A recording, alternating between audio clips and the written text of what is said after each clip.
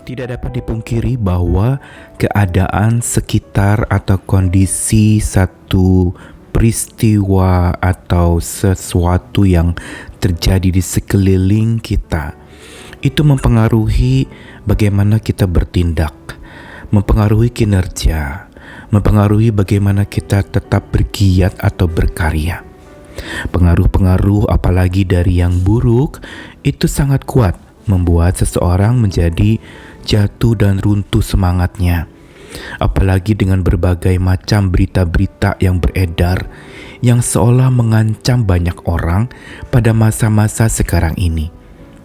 Namun, seberapa kuatkah pengaruh itu kepada seseorang di dalam dia berkiprah?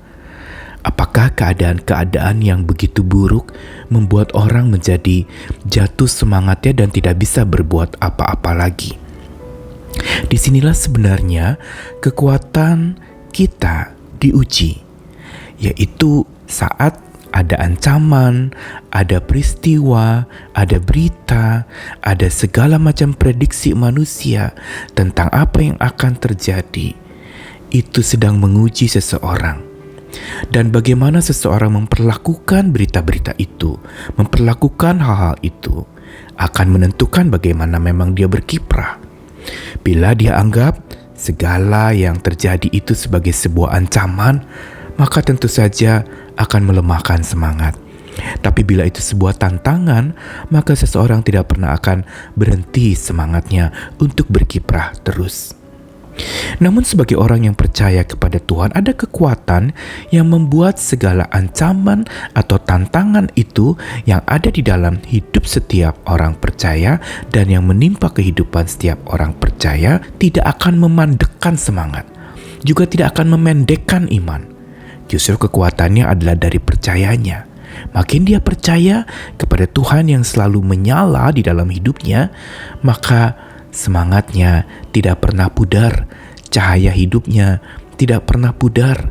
Sekalipun itu tampak pudar atau seketika pudar, tapi dia tidak pernah padam. Saya Nikolas Kurniawan kembali menemani dalam Sabda Tuhan dari Matius pasal 12 ayat 14 sampai 15, lalu ayat 20 sampai 21. Lalu keluarlah orang-orang Farisi itu dan bersekongkol untuk membunuh Yesus. Tetapi Yesus mengetahui maksud mereka lalu menyingkir dari sana.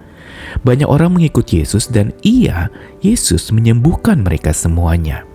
Ayat 20, bulu yang patah terkulai tidak akan diputuskannya, dan sumbu yang pudar nyalanya tidak akan dipadamkannya, sampai ia menjadikan hukum itu menang. Dan padanyalah bangsa-bangsa akan berharap. Apa yang diungkapkan di dalam Injil Matius ini sebenarnya terkait erat dengan apa yang dialami oleh Tuhan Yesus pada waktu zaman hidupnya, yaitu ketika dia terancam nyawanya hendak dibunuh. Hanya kepada perkara apa sampai orang-orang Farisi itu bersekongkol untuk membunuh dia? Hal yang dicari-cari sesungguhnya tentang masalah menyembuhkan di hari Sabat disinggung, dan lalu orang-orang Farisi itu sedang berusaha membuat Yesus tersandung. Namun segala upaya ancaman-ancaman ini tidak melemahkan semangat Tuhan Yesus. Dia tahu maksud orang-orang yang jahat itu, namun dia menyingkir dari sana. Apakah dia takut? Bukan. Sesungguhnya Yesus tidak takut menghadapi persekongkolan orang-orang Farisi yang ingin membunuh Yesus. Ancaman itu tidak membuat Yesus bergeming dan tidak berbuat apa-apa. Dia menyingkir, bukan dia lari dari pusat atau kekuatan yang membuat dia takut itu. Dia justru menyingkir untuk tetap melakukan karya-karya layanan yang baik, tetap berkiprah. Persekongkolan membunuh Yesus memang bisa melemahkan semangat Yesus sebagai manusia. Namun ketika dia menyingkir dan dia tetap menyembuhkan orang-orang yang mengikut Yesus, ini menandakan bahwa sesungguhnya Yesus tidak menyerah kalah kepada ancaman untuk membunuh dia. Tetapi justru Yesus tetap menunjukkan akan kepiawaiannya, kekuatannya. Dia yang lalu dikatakan di dalam Matius pasal 12 itu hamba yang Allah pilih, hamba yang roh Allah ada di atasnya dan membuat dia bisa melakukan karya-karya yang ajaib. Ketika Yesus menghadapi ancaman itu, bukan berarti dia tidak khawatir. Bisa jadi dia khawatir. Namun, ungkapan dari kitab Yesaya yang dikutip di dalam Injil Matius menegaskan tentang bagaimana sikap Yesus menghadapi ancaman apapun yang melanda hidupnya. Ancaman yang tidak pernah bisa menghentikan dirinya, tapi dia tetap berbuat baik. Dia masih mau menyembuhkan orang lain. Kalau ikuti perasaannya mungkin dia akan lemah semangatnya, tapi ternyata tidak. Dan penjelasan tentang buluh yang terkulai tidak akan diputuskannya menegaskan inilah sikap Yesus. Bisa jadi dia memang cahayanya tampaknya pudar. Dia mungkin juga khawatir sampai dia menyingkir. Tetapi sesungguhnya itu belum apa-apa. Dia tidak tunduk kepada ancaman itu, tapi dia justru tetap melakukan karya Allah dalam hidupnya. Dan gambaran buluh yang patah terkulai tidak diputuskannya, itulah gambaran yang sangat realistis tentang Tuhan kita. Dia bukan tidak pernah patah terkulai, dia pernah, tapi Allah Bapanya menyertai dia untuk tidak putus, untuk tidak hancur, untuk tidak larut di dalam ancaman-ancaman itu dan membuat dia takut. Tetapi dia tetap melayani. Dan gambaran sumbu yang pudar nyalanya tidak akan dipadamkannya. Ini juga gambaran yang realistis buat sebagai manusia.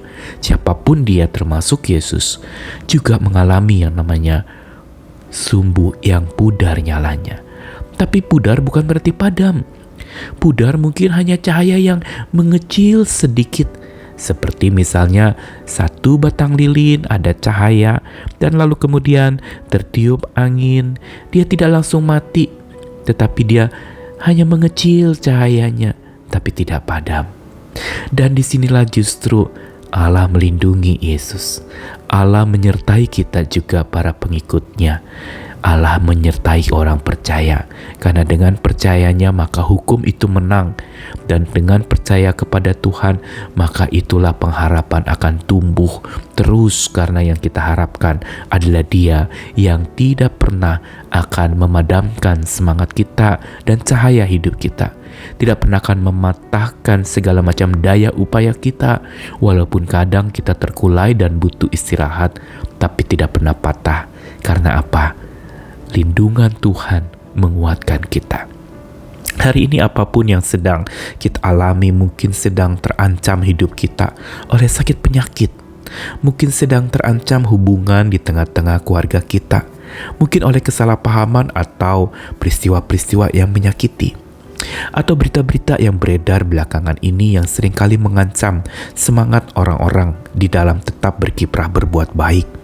Kondisi lagi susah, gak usahlah tolong-tolong orang susah. Seringkali kita mengatakan demikian, bukan? Saya aja susah, masa saya menolong orang susah? Emang saya siapa? Tapi seorang yang percaya kepada Tuhan tidak akan tunduk kepada keadaan susahnya.